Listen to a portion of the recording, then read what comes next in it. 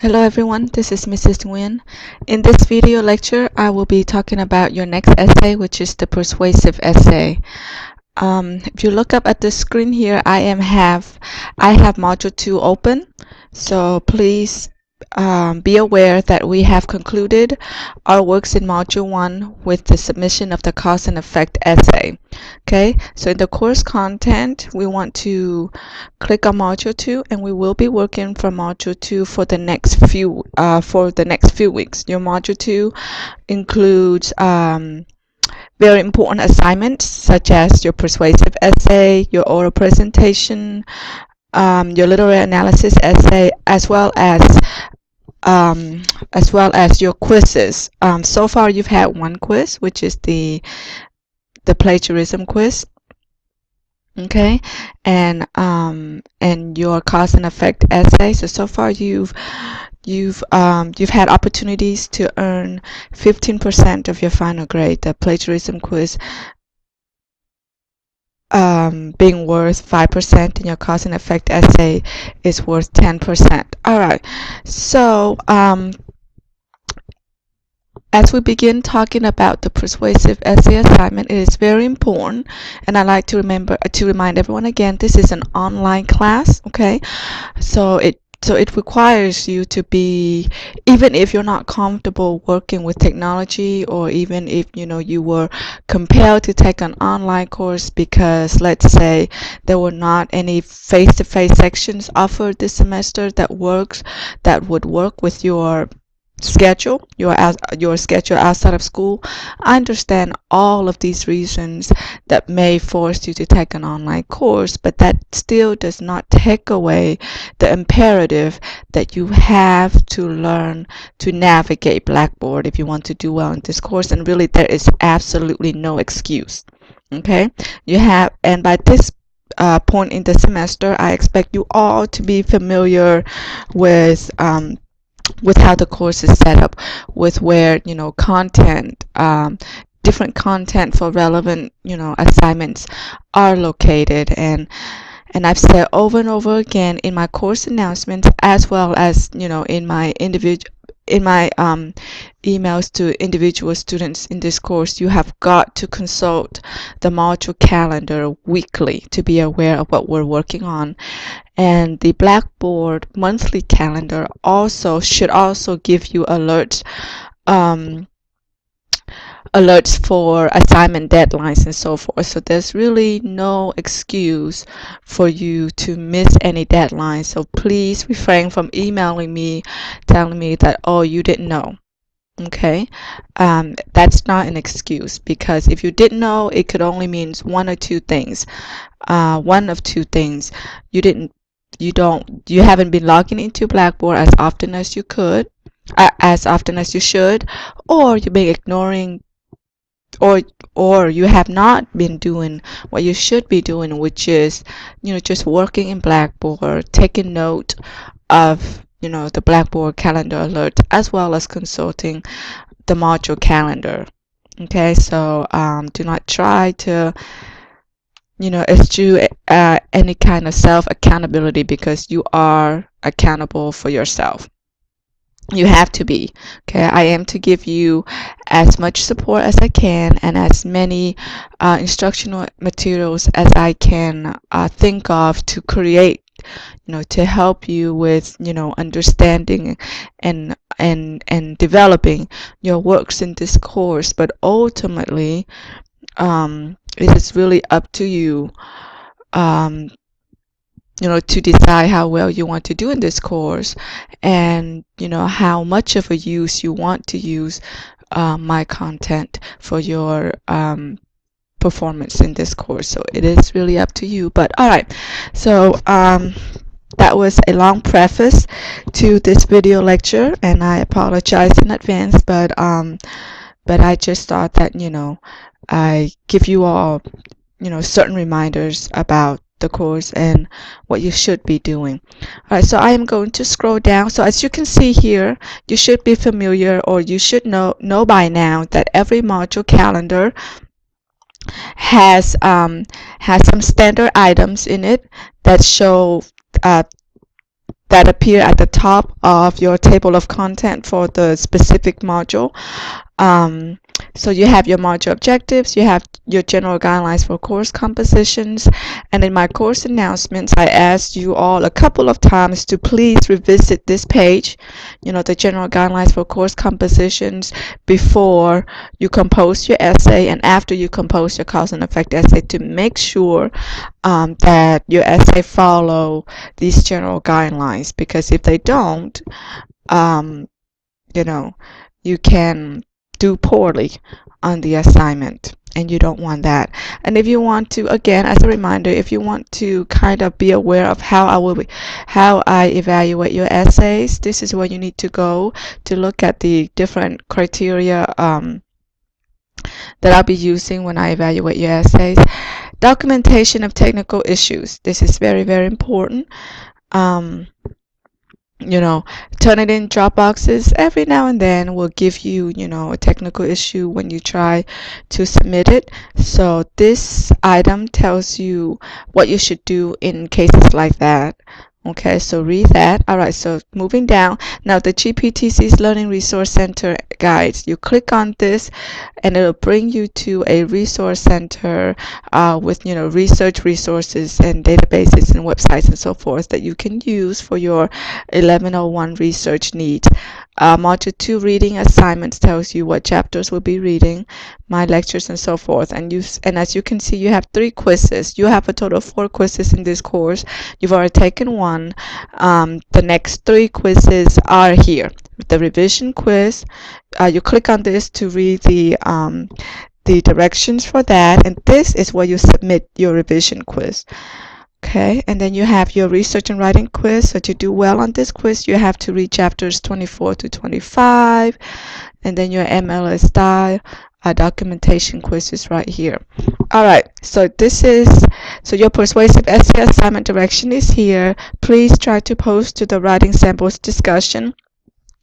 Now the persuasive essay proposal.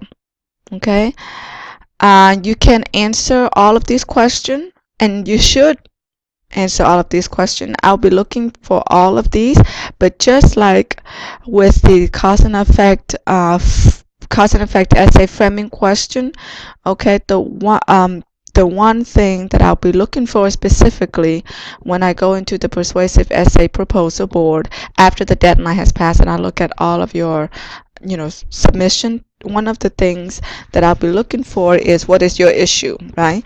And if you've done the cause and effect essay and you posted to the framing question of that essay, to the framing question board of that essay, then you know that I want the focus of your persuasive essay to be posed as a question, because you'll be choosing an issue, a real world issue. Okay, and you post it as a question just like you did with the cause and effect essay framing question, and make sure that your question is it's in the right rhetorical mode, right? And that's one of the comments that I gave to many of you regarding your cause and effect essay framing question, in that if I emailed you, it meant that your question needed revision, and the one thing that it needed to be revised, and the one area that it needed to be looked at again is the question as a whole, because the question as a whole, most of you did not post it in the right rhetorical mode. So the name of the assignment, right, is very important. It's also important and significant because it should tell you what rhetorical mode the essay needs to be in. So for example, your cause and effect essay, naturally, as that you explore the cause and effect relationships, or the causes and effects, or possible causes and effects of an event, or of an issue, or of a phenomena, right? And so it makes sense that your question, whatever question you were able to come up with, to help you narrow the focus of your essay, it makes sense that your question should yield or should prompt that kind of investigation, the causes and effect kind of investigation, right? And a lot of you were just asking just all kinds of questions, and what is suggested is that you didn't really quite understand the objective of the assignment. So it's very important. And so hopefully, my personal email messages to you help to put you on the right track and help to make you understand better the objective of the assignment. All right. Okay. So this persuasive essay, right, you need to, well, we'll talk about it in more detail. So let me just open the persuasive essay PowerPoint here. I am going to base my lecture on this PowerPoint, and you should consult this PowerPoint or view it again, just at different stages in your persuasive essay development as you need it. So let me click on it, and I am going to open it up.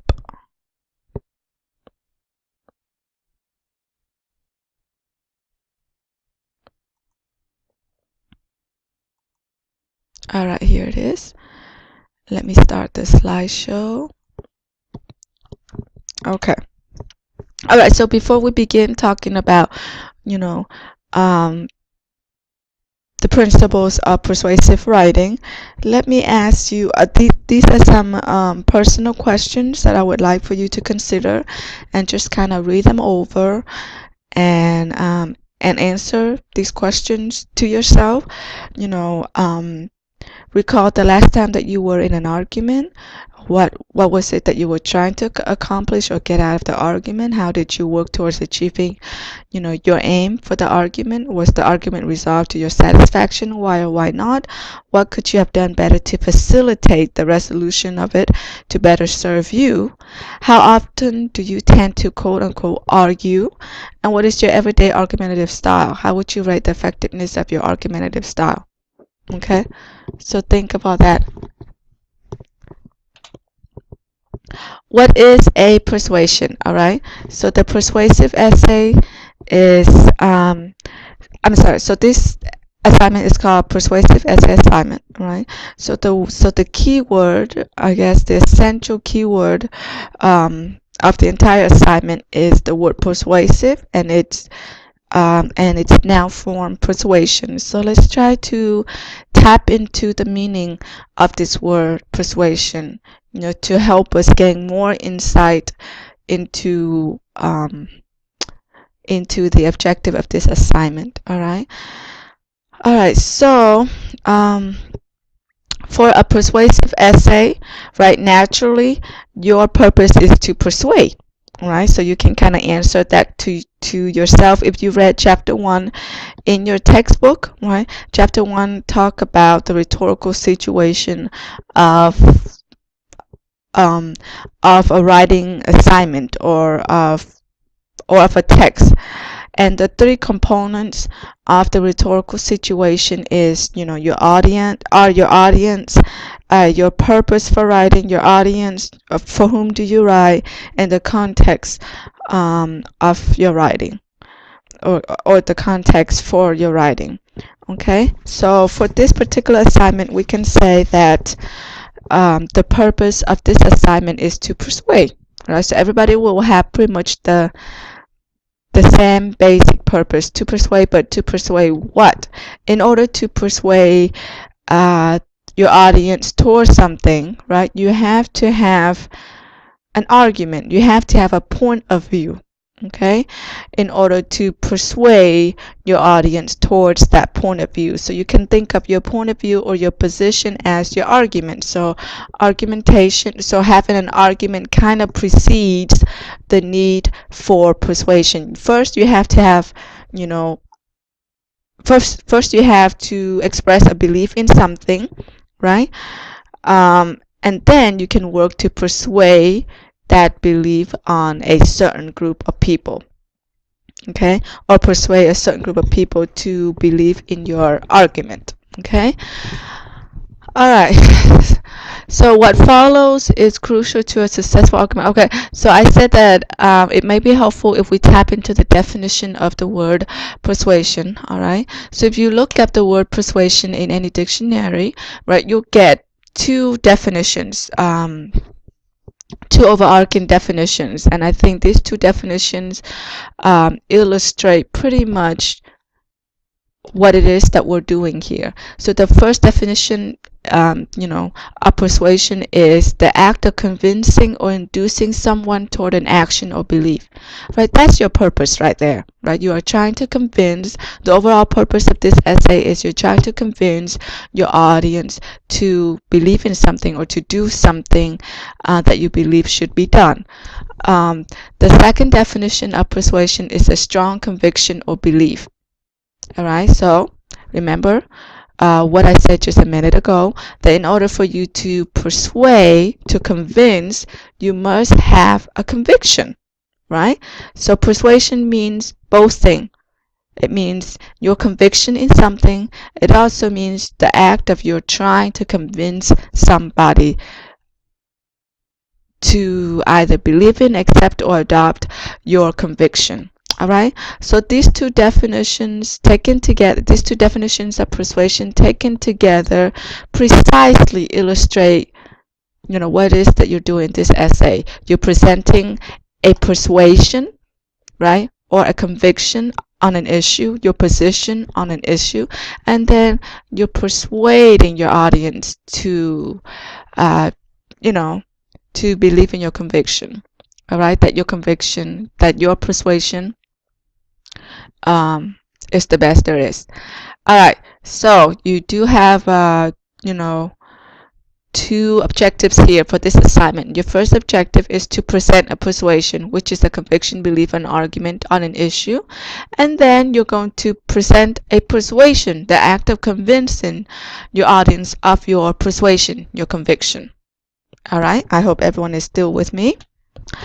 All right, so the next question that we should ask ourselves is, how does persuasion use rhetoric? Okay, remember just a few minutes ago I talked about the rhetorical situation of any writing assignment, and you should think about your rhetorical situation with, as you begin each writing or composition assignment.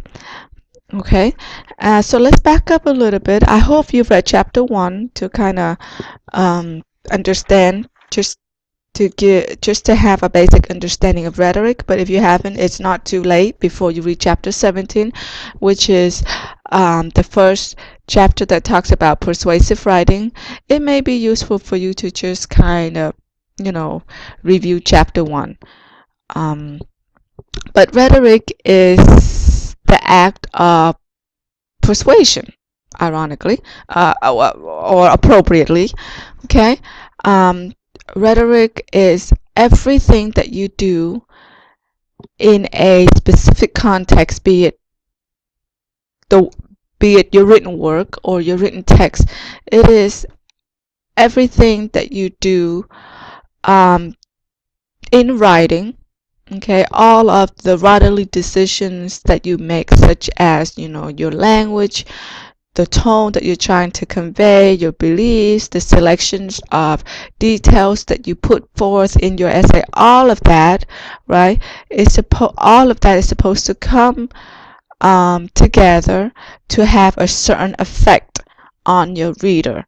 Okay, so rhetoric encompasses everything that you do either in in a formal speech or in a formal writing assignment, right? To persuade your readers towards a certain orientation or towards a certain persuasion. All right, so that's really what rhetoric means. Just, the basic definition of it. It is, the art of persuasion, right? And in a persuasive assignment, or any act of convincing or any act of persuasion, should use rhetorical appeals, and we will talk about what rhetorical appeals or rhetorical strategies means. Persuasion also considers the rhetorical situation. I've talked about this, and I actually do have a separate rhetoric PowerPoint that I'm going to open after this lecture on persuasive writing, and we'll talk about it in more details. But the rhetorical situation of your essay is your audience, for whom are you writing, your purpose for writing, and how you're going to use rhetoric to persuade, how you're going to use rhetorical strategies to accomplish your purpose, which is to persuade. Okay, persuasion understands the importance of making a claim or a persuasion, because remember, another definition of persuasion is a conviction, belief, or an argument or position on an issue. So first, you have to make it clear what your conviction is, what your persuasion is on an issue, and then you're going to make an assertion of that. And it's best that you also qualify your statements, and we'll talk about what qualification means. Persuasion in a persuasive writing, right, or in any persuasive writing where you're trying to convince, it is also in your best interest to acknowledge and address any kind of opposing viewpoints on the issue. And there's a purpose for all of this, which we'll talk about. All right, so as you think about this essay assignment and you're trying to brainstorm, trying to find your focus, it might be helpful for you to take a broad to narrow approach in your writing as well as in your pre-writing stage. You can begin your brainstorming by thinking of a broad topic, and broad topics, some examples of broad topics are, say, education, immigration, just the big issues, education, immigration, health, let's see what else, health, family, marriage, just any kind of words that are about a subject that you can throw out there can serve as, a topic, but a very broad topic. Now, topics such as, if you're just telling me, oh, I'm going to write about education, it doesn't tell me anything about what your essay is going to say about education, right? So just throwing out a one-word topic as the topic of your essay is not enough. You have to narrow it down. You have to go through the process of narrowing in order to find your focus, because there are so many separate individual issues within education, under the big umbrella of the topic that is education, right? You can take it in so many directions. What about education? To start the process of narrowing from education to something more narrower, and narrower until you find a narrowed focus for your essay. Okay, so if you start with education, you can narrow it down to say, okay, what kind of education are we talking about here? Are we talking about elementary education, middle school, high school, all of which, fall into the category of secondary education? Or are we talking about post-secondary education, higher education? Are we talking about, education in community colleges, in four-year colleges, in big university? There's so many. And then, so let's say that from education you've narrowed down to higher education. Okay, even with higher education you still need to narrow it down further. What about higher education? Are we talking about community colleges, or are we talking about these big universities? Okay, so let's say we want to narrow it down to community colleges. Okay, fine, community colleges, right? So we've narrowed it down to three steps already. Okay, community colleges. Education in community colleges is is more specific than just education, but we still have a way to go because we have yet to identify an issue, right? Because remember, in order for you to take a stance, to pick a side or to take a stance or to take a position on an issue, first you have to identify the issue. You have to express what is the issue here before you can say, this is what I believe about the issue. This is my position on the issue, all right, which is your persuasion or your conviction, okay? So we're going through the process of narrowing, right? We say we're going to focus on that we are going to write something about education in community colleges, but that's just a statement. We have yet to identify a problem or an issue with education in community colleges, excuse me. And I'm sure, the more you think about, education in community colleges, the more issues or problems that you can come up with, or even, just draw from your experience if you have to. And and once you've identified your issue, pose it as a question, just like you did with your cause and effect essay, because my rationale for asking you to pose it as a question is it is so helpful in a few important ways. If you're posing your issue as a question, right, you're pretty much saying that, okay, this is the problem, right? And it also kind of sets you up for formulating your thesis, because what happens is how you answer the question that you pose as the narrowed focus of your essay is going to be your thesis statement, okay? So your answer to your question is going to be your thesis statement, okay? All right, so education in community colleges, what about it? Identify one area of education in community colleges. Let's say tuition.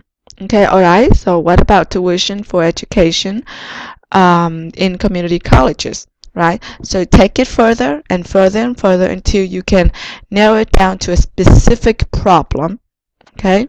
To a specific problem that can be written about in depth in an assignment such as ours, okay? So some examples I have here is, okay, let's say you start out with daycare, right? What about daycare centers? If you have small kids, right, you may think about daycare centers. Okay, what about tuition or cost of, putting a child in your daycare? Okay, so tuition and cost, right? Tuition cost, as you, think along those lines, right? You may think about, okay, absence policy, because if you have a child, if you've ever put your children in a daycare center, that when you want to take them out for, say, a week, to travel, or take them out for a week to go on a family road trip or vacation, or just for whatever reason that you have to take them out of the daycare center for a week for, that most daycare centers still charge you a certain percentage of the tuition for the week, even if your child won't attend that week, all right? Some daycare centers, may not have discount at all for absence, right? So you may have to pay the entire week, even if your child won't attend. And some daycare centers will charge you, say, half of the week's tuition, all right? So when you're thinking along that line, right, you might ask, well, there's a problem with that. Well, what is the problem? Okay. Religion is a big topic, all right? So you got to narrow it down. Right, what about religion? Are we talking about religious freedom, right? Which, please don't. Are we talking about a specific religion such as Catholicism? All right, so let's narrow it down to Catholicism. What about Catholicism? Okay, so as you're thinking along this line, right, you may think about ecclesiastical hierarchy. Okay, what about the ecclesiastical hierarchy of Catholicism? Well, as you think and you think and you think, you may think, okay, priesthood, because priesthood is one of the rank, I guess. One is one of the ranks in the hierarchy of the Catholic Church. Okay, so as you think about priesthood, you may have, some questions may pop up in your mind about priesthood. One of them may be, should women be allowed to ascend to priesthood? Um, you know, and there is your issue or problem. Should they or should they not? And and so forth and so on. But the one thing to keep in mind about your framing question for the persuasive essay is that it has to first, it should identify the problem, and it has to be contentious. It has to be debatable, right? That should not be it should not prompt any kind of right or wrong answer. Okay, it should inspire different kinds of answers or different types of answers, right? In that no one answer is going to be better or is going to be more right than other possible answers. Okay, so just make sure that your framing question for the persuasive essay, okay, is debatable, it is contentious, that many possible answers can be provided, and that there's no right or wrong answer, and certainly there's no factual answer that can be provided, because if your question prompt a factual answer, then it's not then you need to revise your question so that it is more debatable, so that it is more open-ended. Okay. All right, framing the issue, right, which is what we've already said. Once you found your focus, you must clearly identify the problem, frame the issue or problem as a question, and you should know what that means by now. Your question should express the problem and cause for different answers. Your framing question must be debatable, arguable, and contentious. Right, I just explained all of that. All right, so some examples of some framing questions. Should daycare centers offer students vacation time during which they can, during which they can be exempted from paying half or full tuition for absence? All right, you may answer, daycare centers should offer students vacation time during which blah blah. Why? How should the priesthood be made more transparent within each community served? All right. And there may be, many different answers to this issue about making the priesthood or the church or the Catholic Church or the Catholic parish, be more transparent with its practices, its treatment of its parishioners, both young and old. There are many possible solutions, many possible suggestions that we can come up with that can make the transparency more possible and more, more beneficial for the community. All right. So as you can see so far, both of these questions are debatable, and they they don't call for any kind of, and they don't call for a right or wrong answer. Right. There are many possible answers. Should women be allowed to become priests in the Catholic Church? Okay, should GPTC build a new cafeteria offering students fresh food options? How should blah blah should employee break time be paid? Should the U.S. Have better laws for maternity leave?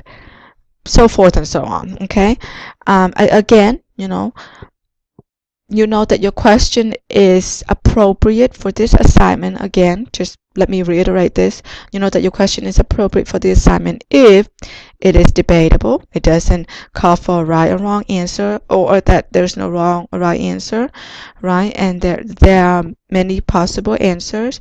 It is contentious, right, because it calls for a specific position, and it is researchable, because there is a research component to this essay assignment. All right. Excuse me. All right. So after you have your question, think about how you're going to answer your question, because how you answer your question will make up pretty much the heart of your essay, right? How you answer your question is going to be what your entire persuasive essay is about. Okay, and there are different names that we can call your answer to your question. In its very basic form, your answer is your thesis statement of the persuasive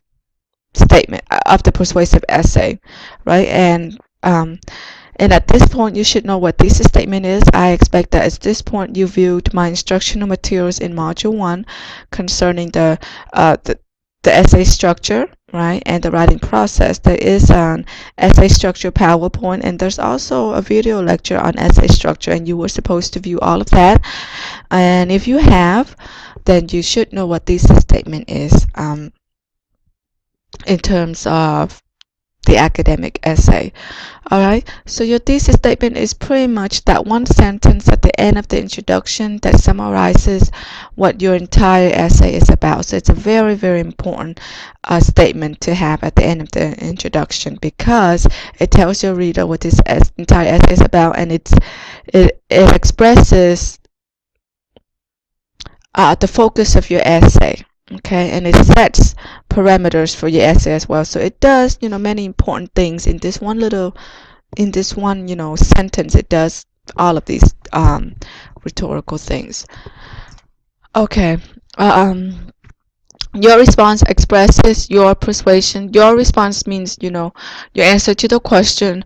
Your thesis statement expresses your persuasion. And remember, persuasion also means your conviction, position, or belief on the issue. Okay, compose your thesis statement in response to the question, not as a truncated yes or no answer, but it should reiterate the entire context of the question in addition to your persuasion on the issue. Okay, what does that mean? Well, for example, your thesis statement your thesis statement should not be yes. Okay, so some sample questions here does seem to ask for a yes or no response. Should daycare blah blah? Should women be allowed to become priests? Should blah blah? Should employee break time be paid? Do not simply respond as yes. Okay. As a matter of fact, your thesis statement or your response to the question should not be preceded by yes or no, even if your question is a yes or no question. Okay, so write out the entire context. Okay, because remember I said that your thesis statement, in addition to expressing your persuasion on the issue, your argument on the issue, your position on the issue, it should also convey the parameters that you've set. It should also convey your specific focus. So like I said, do not simply say yes or no, but write out the entire context. Daycare center, for example, daycare centers should offer students vacation time during which they can be exempted from paying half of full tuition for absence. Employee break time should be paid by companies or by employers, and then you may continue on with the reasons for your persuasion. Okay, and after you've decided on how you are going to answer your framing question, okay, continue with the pre-writing stage by developing by developing your argument, your persuasion. How are you going to support your position on the issue? Right? What 3 logical reasons will you provide in the body of your persuasive essay, right, to show or to persuade your readers that your persuasion on the issue, your argument, your position on the issue, warrants consideration, or should be adopted, whatever your purpose may be. All right, so I said that your response to, or your answer to your framing question is basically your thesis statement. But in this particular essay, the persuasive essay, your thesis statement is also called your claim. Okay, all right. So far we have 2 different names that we can assign your answer to your question in its most basic form, without any kind of specific context. Your answer to your question in any writing assignment is your thesis statement, but specifically in a persuasive essay, your thesis statement is called your claim on the issue. Okay, and again, just like your framing question should be debatable, arguable, and researchable, your answer to your question, which is your claim, your thesis statement, your argument, should also be debatable. It needs to be arguable, it needs to be defendable, it needs to be responsible, it needs to be understandable, and it needs to be interesting. All of these qualities, right, are explained in your textbook on page 296. Right? Why does it need to be debatable, arguable, defendable? Well, because the rest of your essay, you're going to defend your claim. You're going to defend your argument on the issue, your position, your persuasion on the issue. You're going to defend it. And also, your claim needs to be responsible, it needs to be ethical, it needs to be reasonable, right? So don't make an outrageous claim that people are not going to take you seriously for. So that's what responsible means, right? It needs to be responsible, and also it should be interesting. Okay, try not to give a perspective or persuasion on an issue that has been given many times before, that is commonplace, right? Try to find an interesting angle, an individualistic take on an issue, right? But again, don't be too preoccupied with sounding original and so forth, because if you're too preoccupied with sounding or coming up with a really original claim, then you can stretch your boundaries a little bit, and you can come up and you can easily slide into the territory of being ridiculous. So just be reasonable. All right, so we're going to talk about this idea, the concept of a claim in more detail, right? But just keep in mind, your claim is your thesis statement, right? It expresses your persuasions or argument or issue or position on the issue. But remember that your claim should be distinguishable from a fact or an opinion, because again, a claim cannot be factual, because if it's factual, it is not debatable and arguable. And it should be more than just an opinion, right? Because a fact can be verified, so there's no argument there. So that's why your claim should not be a fact. It should not be an opinion, because an opinion is personal and and therefore cannot be debated. A claim has to be debatable, right? A claim has to be debatable, and you should arrive at a claim after you've looked at your issue and you've thought about it logically. So a claim is really derived from logic. So that's why I say so that's why it should not be an opinion, because opinion does not necessarily follow logic, right? Whereas claim should follow a logical line of reasoning, right? Or rather, it comes from a logical line of reasoning, right? A claim can draw from both fact and opinion, but is grounded in the context of the issue. All right, so if you need further distinctions between facts and opinions, and how they differ from a claim, then you can look on page 296, also in your textbook. But your textbook identifies 3 types of claims. Okay, there are claims of truth that you can make in your persuasive essay. There are claims of value and claims of policy. Right? An example of a claim of truth is, your essay could be about global warming, right? Well, what do you have to say about global warming? Well, global warming is predicted to worsen if we do not take preventative actions right now. Okay, so this essay, based on this claim, we can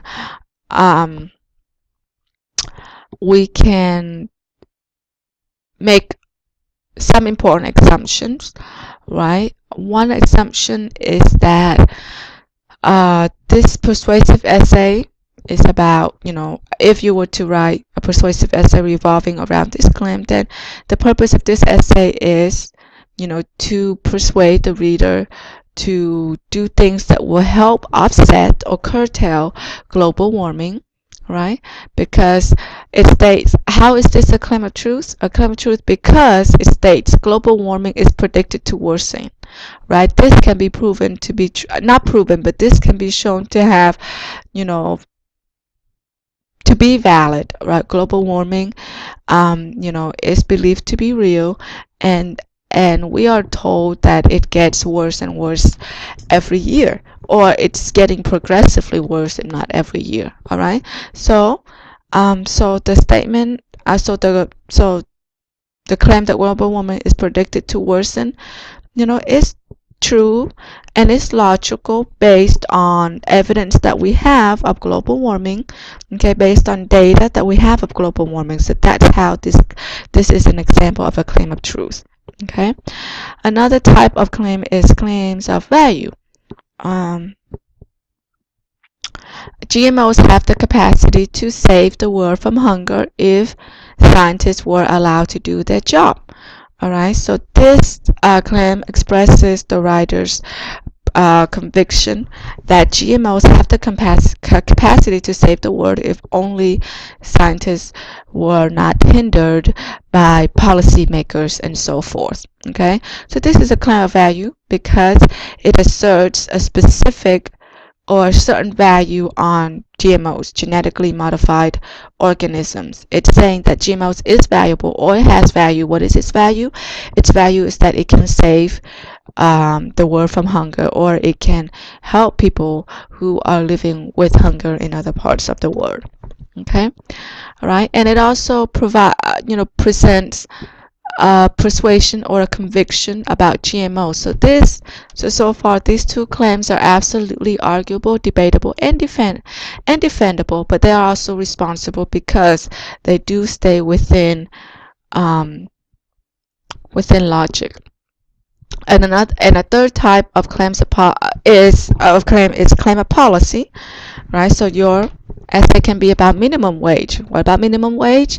Minimum wage should be raised to reflect current living costs. So claims of policy are claims that say we should be doing something. We should be making some kind of policy regarding something. So it is a statement that something should be done, or it is a persuasion that something should be done about an issue. So minimum wage is a topic, and there are many issues that you can draw out of it, right? One, so make a claim about it. What should we do about minimum wage? We should raise it to reflect current living cost. Okay, in your textbook pages 296 to 297, there are more examples of these three types of claims. Please read them on your own so that you can understand them more, so that you can gain a better understanding. Alright, so there's also this idea about qualifying your claims. Okay, you want to qualify your claims as well as different, statements that you'll be making throughout your persuasive essay. You don't want to make statements that are going to polarize your audience, or that are going to make them dismiss what you're saying. So one way to kind of safeguard your statements from that kind of reaction is to qualify your words, to qualify your claims, to qualify your different statements that you'll be making throughout your persuasive essay. So let's back up and let's talk about what qualifying means. Qualification, to qualify a statement, is to narrow the limits or scope or possibility of meaning of your statement.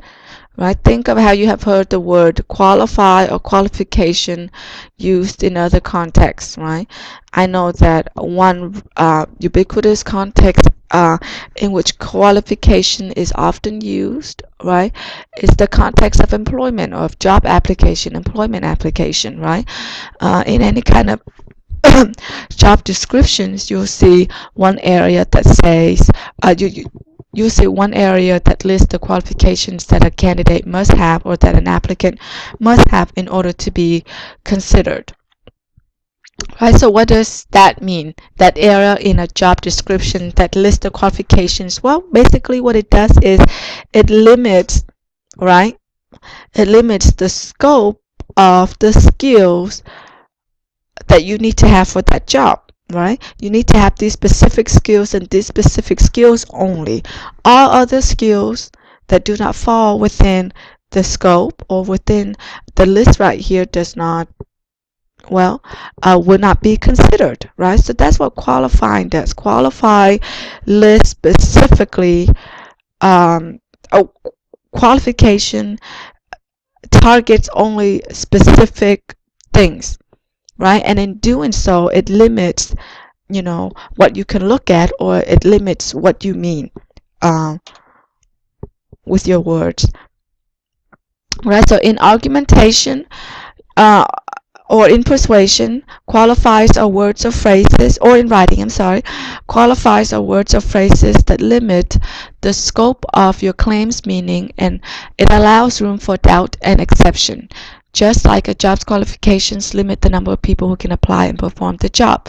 Qualifiers in writing also prevent skeptical audience, readers, and opponents from dismissing, refuting, or attacking your claim. Think of it as a mechanism for protecting your statement, of safeguarding, for safeguarding your statement in that, All right, so let's see how this works, or what it looks like in practice.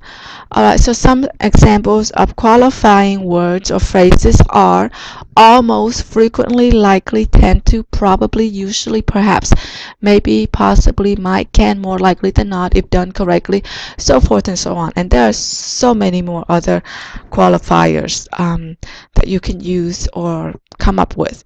Alright, so let's take a look at a statement that is not qualified and a statement that is qualified, and let's compare the two. So a statement that is not qualified can sound like this: children of divorced parents will suffer emotionally and academically. Now, what is the problem of this? What is the problem of a statement with a statement like this? Children of divorced parents will suffer emotionally and academically. Or if I were to read this, I would be dismissive of it, right? I would be skeptical, right? I will, in my head, say to myself, or have a silent rebuttal to this statement, in that I may say, no, not all children of divorced parents suffer emotionally and academically, right? So right there and then, right, I disagree with this statement, I am dismissive of it, and I am able to offer a rebuttal to the statement, all because the statement is not protected or is not safeguarded with qualification. Right? It is unqualified, right? It is too general. It includes all children of divorced parents. So in effect, what it's saying is that all children of divorced parents suffer emotionally and academically, right? That's what it's implying by virtue, or because that's what it's implying, because it's not qualified, right? So it opens itself up for, attacks and rebuttals. All right. So qualified statement. So how do you qualify this statement so that it can be protected or safeguarded from, so that it can be protected and safeguarded from attack or dismissal, such as the one that I was able to come up with? Well, you can qualify this statement by inserting qualifier words or phrases, right? So you may want to revise it so that the statement is qualified, so that you mean only that children of divorced parents tend to, or more likely than not, or typically struggle with complex emotional issues and a decline in academic performance. All right, so what is the difference between these two statements here, right? The qualified statement has phrases like tend to, or more likely than not, or typically. It is saying, so basically what it is implying that children of divorced parents may or may not struggle with blah blah, right? But they do tend to, right? So what this implies is that they may or may not, and not all of them do, right? But statistics, for example, show that they do tend to, right? So if we have to say, so if we have to make a conclusion based on evidence of, how children of divorced parents fare later in life or after the fact of the divorce, right, then we can say that what they tend to, or data show that they are more likely than not, or that they typically, right? So these safeguard your statement because these qualifiers have the effect of implying that not all children of divorced parents will go through this, right? But there's enough data or evidence to suggest that they typically do. So you see the difference between these two statements of an unqualified statement and a qualified statement. A qualified statement have phrases or words such as these, right, that have the effect of narrowing the limit of what you mean. You don't mean all, you just mean some, or you just mean this specific group or this specific way, right? So that's what qualifying does. All right, so next let's talk about the structure of the body paragraph. All right, so again, your claim or your thesis statement should appear at the end of the introduction, your introductory paragraph. And then after that, you have your body paragraphs. Okay, so your body paragraphs, each of your body paragraphs should follow this structure. You start out with a topic sentence that clearly expresses one main reason for your persuasive argument or position on the issue. This needs to be the first sentence of every body paragraph. All right. Remember, I say after you've answered your framing question, right? After you've stated where you stand on the issue, you should think about, how you're going to support your position on the issue. What three major important persuasive reasons will you use to support your persuasion, your conviction, your belief, your argument. Okay. All right. So the topic sentence of each of your body paragraphs should express at least one of those three reasons, and then the rest of that body paragraph will be supporting details, right? How you're going to support that one particular reason. Okay, and in your textbook, pages 298 to 299 provides, different types of supporting details or evidence that you can use to develop and support your reasoning. Okay, there are observations and anecdotes. You can use statistics, tests and experiments. You can use graphics. You can use analogies, expert testimony, illustrations, examples and demonstrations, analysis, predictions. Okay, so all of these are explained in your textbook in chapters 298 to 299. On pages 298 to 299. All right, and then you end your body paragraph with a conclusion sentence that reiterates the logic of the main reason and then you start your next body paragraph with a second topic sentence and so forth. Okay, a sample topic sentence could be, if daycare centers are willing to offer students vacation time free of discount tuition charge, then the centers may be more successful in the endeavor of retaining students for as long as necessary. Okay, so if you recall, one of the examples of a thesis statement that I used earlier, or of a framing question earlier, is, should daycare centers offer students vacation time free, blah blah, right? And then you answer yes, right? So if your response is yes, they should, then remember I said that you should come up with three reasons, right? So in this sample topic sentence, it offers the first reason, and the first reason is that if daycare centers does this, then it can retain students. All right. Developing support in the body. Let's continue with that discussion. Persuasion's important source of strength is the supporting materials and evidence it uses. Not all sources of information can be reliable, right? Meaning that if if the first place that you go to find your sources is Google, right? Where you type in your keywords, um, then you're pretty much allowing yourself to be influenced or to receive sources that may or may not be academically appropriate or reliable, because a lot of the content on the World Wide Web are not edited, right? They do not go through any kind of reviewing or screening process before publication, because anybody can publish anything on the internet, right? So for sources or research information that are considered appropriate for academic use, right, it must at least be a reliable source. Okay, so how do we determine a source's reliability?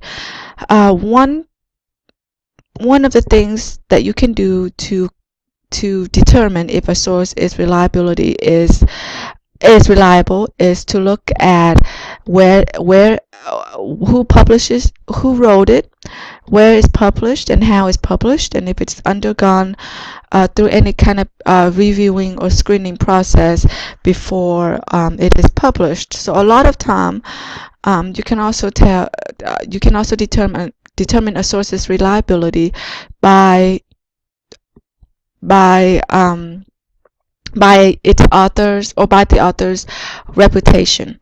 So if the author is considered, someone who is an expert in the field,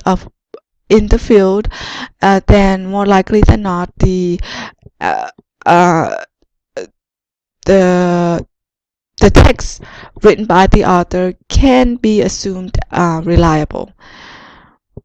You can also look at the publication. If if an article is published in the New York Times, for example, right, then you can give it, then you can certainly initially or right away give it uh, your your trust. Okay. Because the New York Times, just based on the strength of its publication, which is the New York Times, and the New York Times does have a reputation for journalistic integrity and all of that, and many of its, contributors and writers have won, top-notch awards in journalism and so forth, right? So, so to cite, for example, an article from the New York Times, okay, just the name alone is going to, it's not going to give your readers pause. Okay, so think of, sources like that, and and you should research for your sources only on Galileo. Okay, there is in module 2 there is a content item called Galileo, which you should click on, and there should also be a link that takes you to Galileo. And there is also a link for self-tutorials for how to use Galileo, and also gives you an overview of what Galileo is, what it does, and just all of the different, databases and information sources that it contains, right? So it contains not just scholarly sources, but also general popular sources as well, such as the New York Times, right? So I want you to conduct research only on Galileo, because Galileo has no ads. It is much more reliable than the World Wide Web. Okay. You also want to use a variety of sources for your supporting evidence. You don't want to rely too heavily on any one source, on any one specific source. If you recall your plagiarism quiz, one of the questions that it has is, besides plagiarism, what other types of source abuse can you commit? And one of the source misuses or abuses is, heavy reliance on just one source. So just keep that in mind. In a way, integration of supporting evidence. Supporting evidence should be integrated into your written argument in the body portion of the essay. So this slide talks about how to cite your sources in the body paragraphs. Okay, there are two basic ways of citing your sources, of using your sources in your essay. You can cite your source in your sources words, or you can cite your sources in your own words. Okay, but whichever method you choose, always remember that before you cite a source, you must always introduce it first, and then you explain it afterward. So especially if you quote, do not just plunk your quote into your body paragraph. Do not make your quotation stand alone. Introduce it, right? Contextualize it, and then after you give your quote, right, as your evidence or as your citation, discuss and explain or comment about your quotation. Why did you pick it? What does it illustrate? How does it support what you're saying? All of that. Okay, so always introduce and contextualize your quote and explain it afterward. Okay, do not just plunk your quote into the middle of your body paragraph and then, take a hands-off approach and not say anything about it afterward. Do not make it stand alone. Always try to integrate it into what you're saying. Make it a part of your writing rather than making it standing alone, isolating it, making it look like, an awkward element of your body paragraph. All right, and of course, you do all this, and of course, anytime you cite a source, you also have to document it. And the academic style that we use to cite and document sources is the MLA style, right? Chapter 28 in your textbook talk about MLA style, right? So you need to read that chapter. It is one of the assigned chapters for this module, and you will have to read that chapter before you take your MLA quiz. Just a note. All right, and I also have a PowerPoint on MLA style citation that I will also upload when it's time for you to take that quiz. All right, so now let's talk about the rhetorical strategies or appeals that you can use for your persuasion when you're trying to persuade or convince your audience of your persuasion, right? There are three in classical rhetoric. There are three rhetorical appeals that you can use in your persuasion, and they are ethos, logos, and pathos. Okay? And the purpose of using rhetorical appeals is to enhance your persuasive power. Is to enhance your persuasion, to enhance your the persuasive power of your essay, to make your essay sound even more persuasive. Right? You can use these three strategies. The first one is ethos, and you're using ethos when you're appealing to your audience, to their sense of ethic, credibility, ethic, credibility, or character. So this type of appeal is used when the writer take evidence from a source that has a good reputation or credibility. Okay, for example, citing researches conducted by Harvard University or statistics provided by the Center for Disease Control is an example of ethos, right? Because when you're citing information that come from places like this, Harvard University and Center for Disease Control, which are, reliable and they have the public's trust, right? And they do have, very high reputation. Then and you mention that these information come from these places. So when you do that, you are appealing to ethos. You are using ethos. You are appealing to Harvard University's and Center for Disease Control's credibility and ethic. Okay.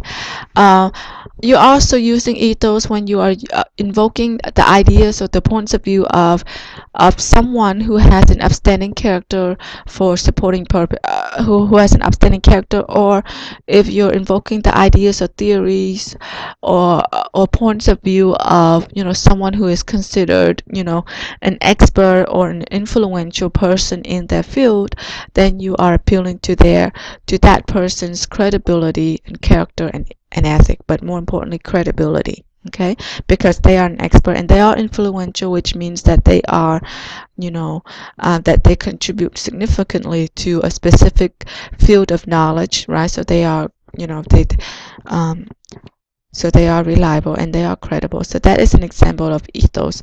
Another rhetorical appeal is logos. Right? Logos is the appeal to logic and reason.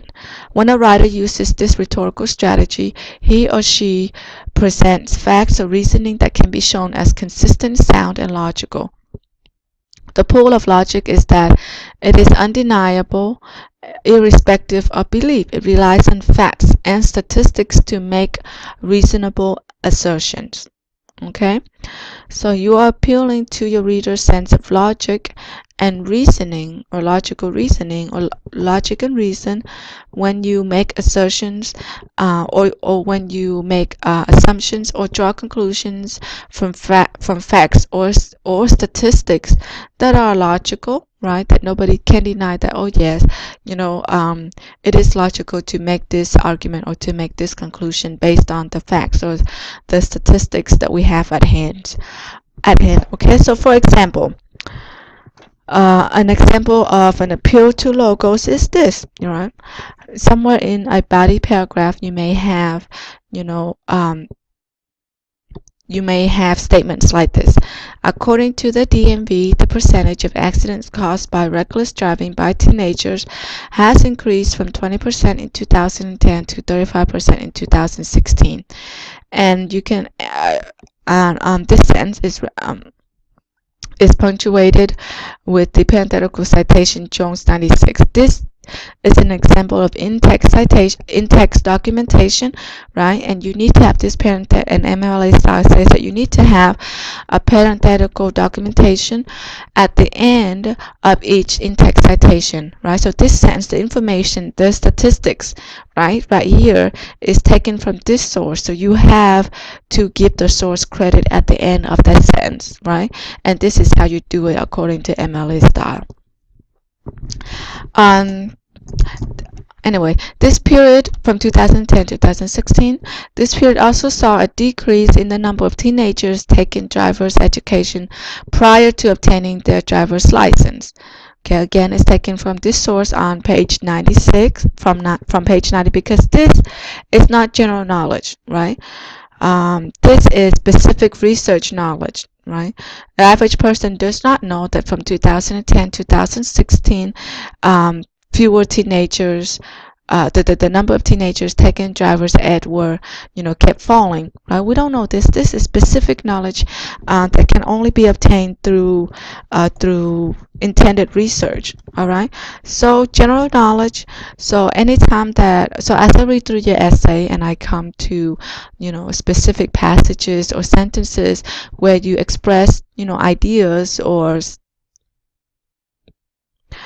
ideas or facts or just statements that don't seem to be general knowledge, that seem to be specific knowledge that you could only obtain from sources, right? I'll be looking for this parenthetical citation right here, right, that tells me where you get the information from. And if you don't have that, and if you don't have this parenthetical citation right here, this in-text documentation to give your sources credit, then I will take up points, right? Because it is a form of plagiarism and you don't want to plagiarize.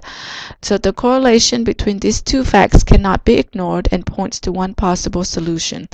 Driver's education for teenage drivers needs to be more invested. Right? So how is this an example of logos? Right? Well, first it uses facts and statistics such as this to draw a logical conclusion, right, or a logical argument based on this. facts and statistics, right? There is a correlation between the rise in accidents caused by teenage driving and the drop in the number of teenagers taking driver's education before they are allowed to be on the road, right? So there's a correlation, right? So one logical conclusion or one logical argument that you can make from these facts is that we need to be more invested in driver's education for teenage drivers or for prospective teenage drivers. Okay? So even if you oppose this kind of so even if you oppose even if you oppose driver's education, reinvesting or investing more in driver's education for prospective teenage drivers, you cannot help but agree that this is a logical argument, right? So if you take away your your belief, your position, right? If you don't share this same idea or this same belief, right? Still, the the logical part of you cannot deny that this is a logical argument to be made, to make from the statistics provided here. So that's what Logos does, right? Logos appeals to logic and reason by making logical arguments based on facts and statistics. Right? A third rhetorical appeal is the pathos, and this is an appeal to the audience's emotion. This persuasive strategy aims to evoke a certain emotion in the reader that may change or form their perspective on an issue. The key to this appeal lies in the selection of details in the language used to evoke desired emotional response from the audience. So when you're using pathos, you are trying to make your reader feel a certain way, right, about what you're saying, right? Because and you do that by being selective of your details, what details you're going to use, right? That will produce this desired emotional response from your audience. And you're also going to think about how you are going to describe the details that you've selected, because the word choices that we use, right, can also produce or can also have a certain effect on your reader, right? So if you've used emotionally driven word choices or phrases, then your audience will more likely than not feel a certain way about what it is that you're illustrating. And if they do, then you've accomplished, then you produced or you've evoked the desired emotional response that you want from them, right?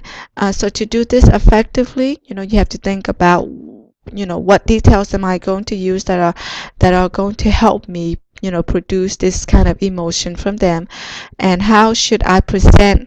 in what way should I present, or how should I present these details in a way that will also evoke a certain emotion from my audience, right? So the key to pathos lies in your selection of details that are most effective emotionally, and also lies in how in the word choices that you make, the word choices that you use to describe your supporting details. Okay?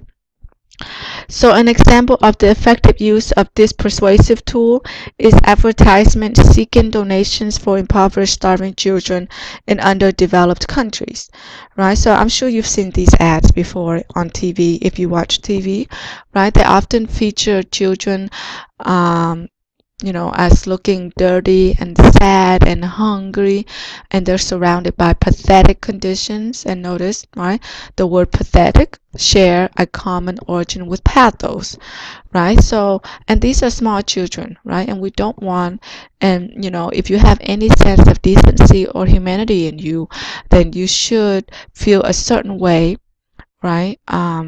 When you see children suffering like that unfairly, because they are just children, they are young, they are innocent, and yet for some reasons they have to be made to suffer, the consequences of the world, and that's sad. So advertisements whose purpose is to persuade you to make donations, right? would use this persuasive tool of appealing to your emotion, right, by invoking sympathy or pity or kindness, or your sense of humanity, um, by featuring images of children, uh, images of children suffering.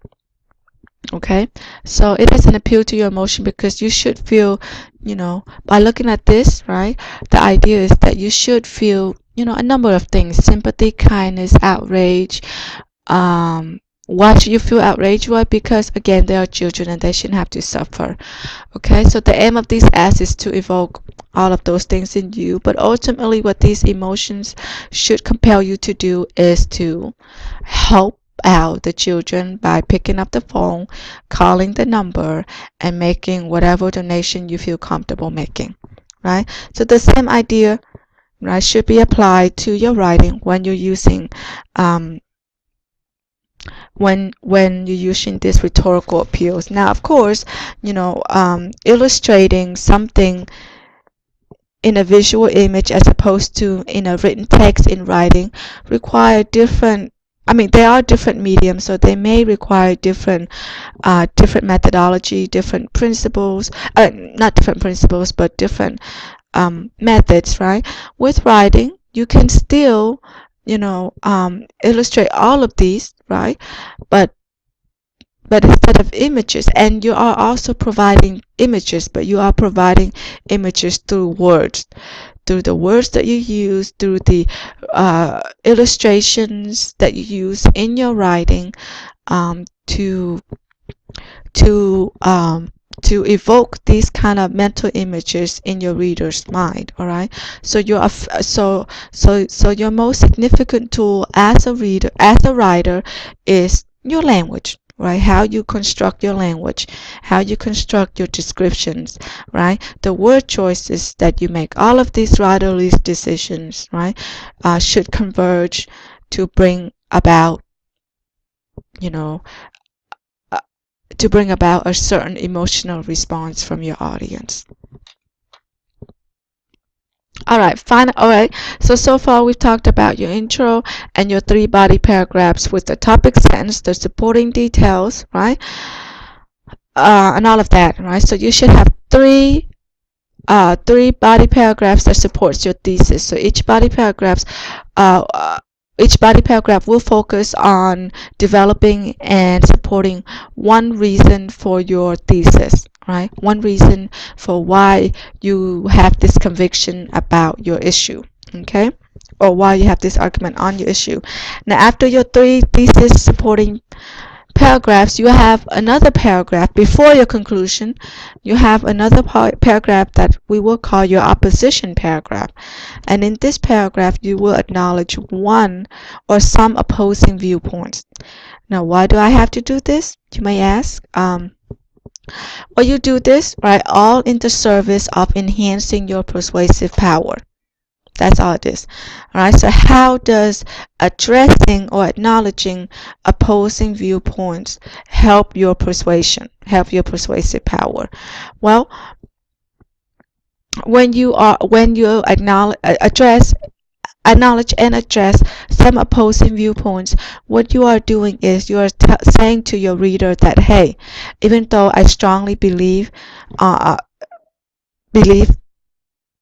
this on an issue, or even though I believe that we should do this regarding an issue, or this is my take or my side or my position on an issue, I can be objective, and I can be objective and I can be fair by acknowledging that other people can hold other viewpoints that can be just as valid and just as sound and reasonable as mine. So in this paragraph, it is your opportunity to show your reader that you can be fair, that you can be objective, and that you have no problem in addressing and conceding the soundness or the validity of some of these, opposing viewpoints out there.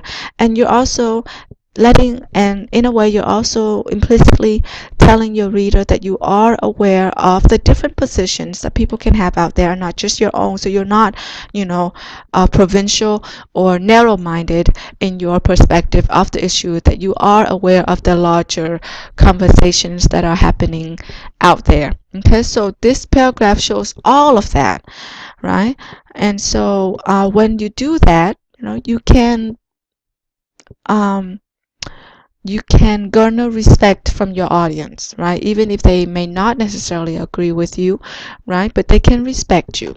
Okay, so that's also another reason, right? So addressing opposing viewpoints means calling attention to viewpoints that may that differ from yours or that oppose your own. The most important function of stating opposing viewpoints is to set up an opportunity to debunk, refute, rebut, or making counter argument to the opposing claim, right? So remember, I said all of this is in service of enhancing your persuasive power. So you want to show your reader that you can be fair, blah blah. But also, another purpose of this opposition paragraph is that you acknowledge or you point out some opposing viewpoints to show their weaknesses. Right? Now, of course, not all opposing viewpoints, just because they're the opposite from yours, doesn't mean that they're bad or they're weak, right? But some of them may, right? And so point them out, point out their flaws, point out their weaknesses, and also if there are, opposing viewpoints that are really sound, that make sense, that are logical, that you can't help, but um, that you can't help but acknowledge, their strengths, then do that. Make concessions. That's what making concessions mean. Making concessions means pointing out the strengths of your opposing viewpoints, right? Not being afraid to acknowledge that these opposing that these viewpoints, though they oppose you, those you don't agree, but they are logical. So that's what making concessions mean. And in your textbook on page 305, it talks more about how to acknowledge, address, and engage the opposition. So make sure you read that page as well. Make sure you read the entire chapter 17, okay, as you develop your essay, your persuasive essay. Right? But also keep in mind that when you are representing opposing viewpoints, again, to show your fairness, objectiveness, you need to represent your opposing viewpoints in a fair way, and that means you should be accurate, you should be contextual, do not misrepresent them on purpose, do not exaggerate, and do not try to distort opposing viewpoints in any way, because if you do that, it will take away your intention of coming off as fair and objective. So you don't want to do that, because if you are perceived as fair, right, then you are more likely to persuade your reader that what you have to say on the subject or on the issue can be credible, can be trusted. So also aim to be as objective as you can. Do not be afraid to recognize and highlight the strength, soundness, or truth of any aspect of your opposing argument. And of course, all of this is called making concessions. Demonstrate that you can be fair and gracious when you discuss opposing viewpoints, right? And again, all of this is in service of enhancing your persuasion, your persuasive power. Alright, so also, you don't want to sing praises of your opposing viewpoints too much. Yes, make concessions where it's appropriate, but the whole really purpose of bringing attention to some opposing viewpoints is to make rebuttals, or is to refute their argument, right? And why do you need to do that? To strengthen your own argument, to strengthen your own persuasion. All right. So if an opposing viewpoint has some kind of inherent weaknesses or flaws or limits, point them out, right? Application of relevancy, or if it fails to include anything that may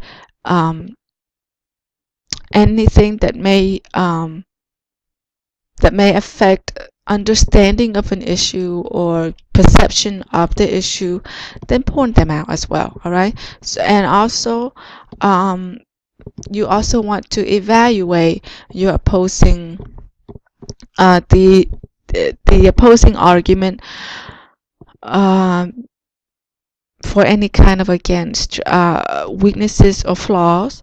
Okay, offer a more viable interpretation of the evidence that the opposing viewpoints provide that supports your claim more than the opposition's.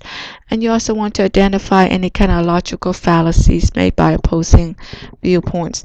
And logical fallacies simply means flaws in reasoning.